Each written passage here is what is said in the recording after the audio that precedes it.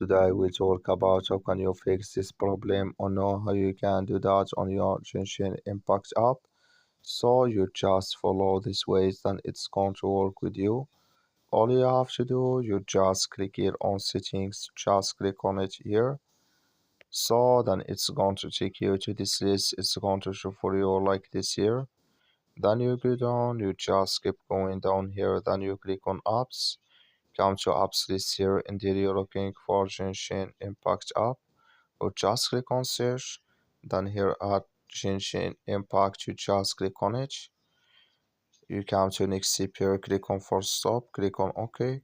Then you go down, just click on storage. Come to storage list here, just click on clear cache. Then all you have to do, you just go to your Play Store, click on it here.